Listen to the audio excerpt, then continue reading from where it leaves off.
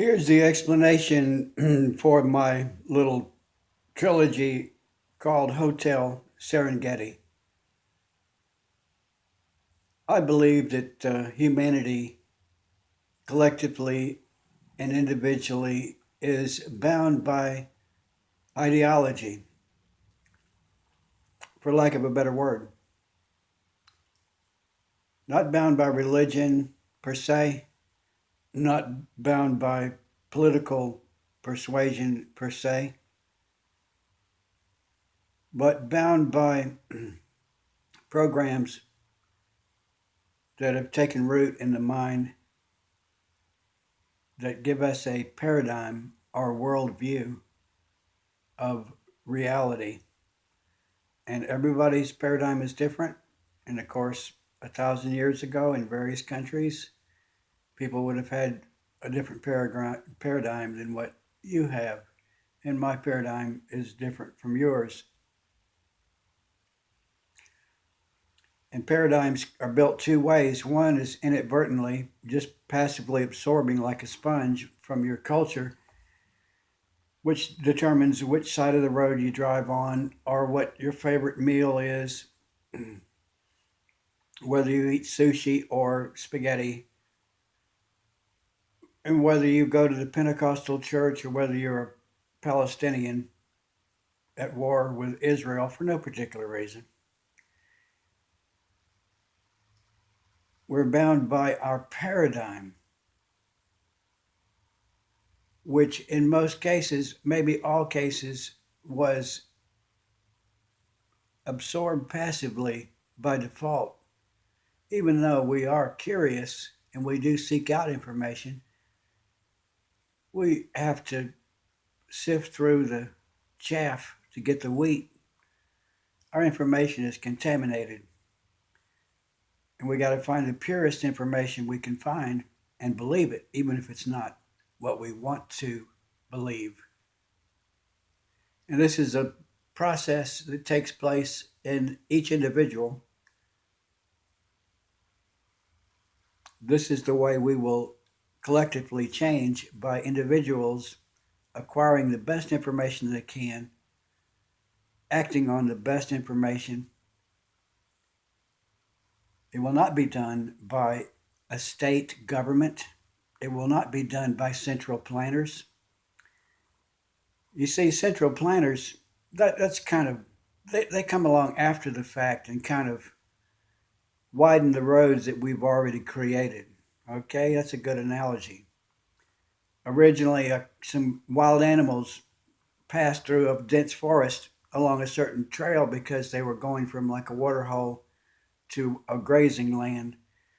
And then later, people came there with cows, and the cows walked that same trail. And then Indians had walked trails, and the trails became wider, and we invented wagons, and we needed to make the trails more substantial so they wouldn't be too muddy, and to repair them when they washed out by the rains. And then we paved them, and then we widened them, and then we widened them again. And then the central planners said, look over here what Germany did in their Autobahn highways.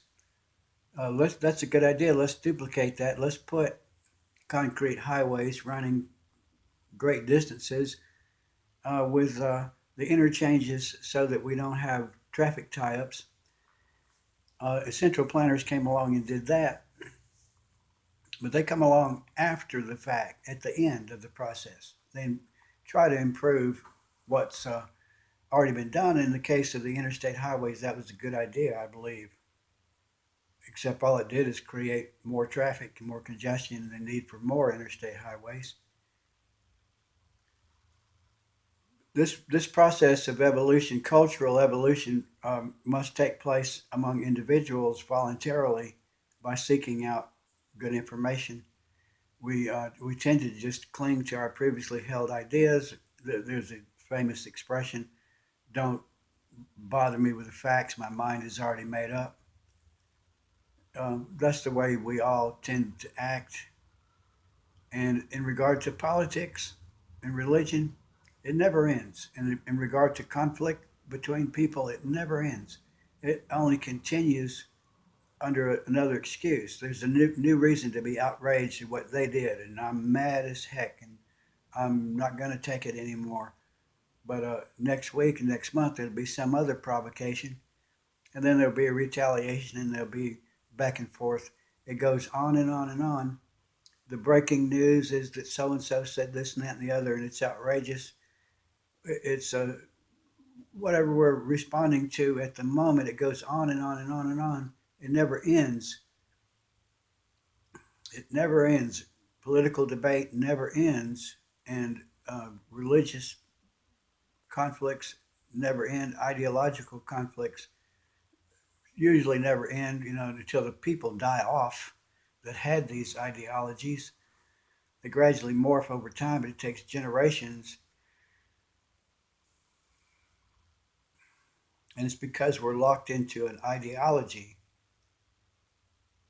Most of our most of the components of our belief system are absorbed inadvertently without examination, and we have to endure a painful process of re-examining our ideas and seeking out information. This is hard work. It's oftentimes it's tedious and unpleasant, and you encounter ideas and truth you don't like. It's unhappy. You find unhappy truths, and then you get over it. And you move on. This is the way I hope that human cultural evolution will progress over the next several hundred years, and things will gradually improve. I hope.